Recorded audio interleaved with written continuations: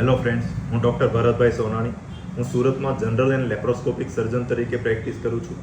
મિત્રો, અમે day to day પ્રેક્ટિસમાં જ્યારે પિત્તાશયના પથરીના દર્દીને જ્યારે પિત્તાશય કઢાવવા માટેનું ઓપરેશન કરવાની સલાહ આપીએ ત્યારે દર્દીની અંદર કોમનલી બે પ્રશ્નો દર્દીઓને થતા હોય.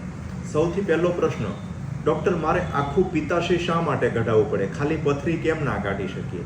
અને બીજો કોમન પ્રશ્ન, શું પિત્તાશય કાઢી નાખ્યા પછી મારું પાચન બરાબર થઈ શકે, મારી પાચન શક્તિ નબળી ના પડે, શું હું બધું જ નોર્મલી જમી શકું? તો મિત્રો, આજે આપણે આ વિડીયોમાં વાત કરીશું પહેલા પ્રશ્ન વિશે, એટલે કે પિત્તાશયની અંદર ખાલી પથરી ન કાઢતા આખું પિત્તાશય શું કામ કાઢવું જોઈએ? તો સૌથી પહેલું રીઝન, પિત્તાશયની અંદર પથરી એટલા માટે બનતી હોય કે આપણું બાઇલ છે લિથોજેનિક હોય, એટલે કે આપણું પિત્ત એવા પ્રકારનું હોય કે એની અંદર બાઇલ સોલ્ટ તથા કોલેસ્ટ્રોલ જેવા પિગમેન્ટ્સ વધુ હોય, એના લીધે પિત્તની અંદર પથરી જામી જતી હોય. એટલા માટે આપણે જ્યારે એકવાર પથરી કાઢી નાખીએ તો ફરીવાર પથરી થવાના ચાન્સીસ ખૂબ જ વધુ, ઓલમોસ્ટ મોટા ભાગે ફરીવાર પથરી થવાની શક્યતાઓ રહેતી હોય. આ ઉપરાંત પિત્તાશયમાં પથરી થવાનું બીજું રીઝન હોય ગોલ બ્લેડર ડિસફંક્શન, એટલે કે પિત્તાશયનું કાર્યક્ષમતા બરાબર ના થતી હોય. પિત્તાશય છે એ જે પિત્ત બહાર કાઢવાનું કામ કરતું હોય એ બરાબર ના થઈ શકે, એના કારણે પથરી થવાની શક્યતાઓ વધુ હોય. એટલે આપણે બરાબર કામ ના કરતું ગોલ બ્લેડર રાખીએ તો પણ ફરીવાર પથરી થવાની શક્યતાઓ વધુ રહેતી હોય. તો મિત્રો, પિત્તાશયની અંદર જ્યારે આપણે પથરી કાઢી નાખીએ તો આ બે રીઝનના લીધે પથરી ફરીવાર થવાની શક્યતાઓ ખૂબ જ વધુ હોય.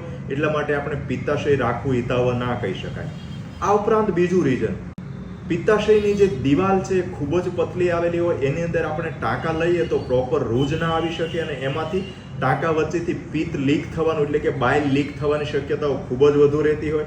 અને જ્યારે બાઇલ લીક થાય ત્યારે પેટની અંદર ખૂબ જ ખરાબ કોમ્પ્લિકેશન ઊભા કરતું હોય, એટલા માટે આપણે એ પણ ના કરી શકીએ. આ ઉપરાંત પિત્તાશય કાઢી નાખ્યા પછી દર્દીને એના લીધે લાઈફમાં કોઈ જ તકલીફ ના થતી હોય.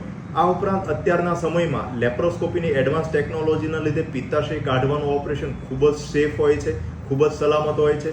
તો મિત્રો, પિત્તાશય આપણે આખું એટલા માટે કાઢી નાખતા હોય કે માત્ર પથરી કાઢી નાખીએ તો મોટાભાગના કેસમાં પથરી ફરીવાર થવાની શક્યતાઓ રહેતી હોય. આ ઉપરાંત ખાલી પિત્તાશયની અંદર કાપો મૂકીને પથરી કાઢીએ તો એ જગ્યાએથી પિત્ત લીક થઈ અને ખરાબ કોમ્પ્લિકેશન થવાની શક્યતાઓ વધુ રહેતી હોય.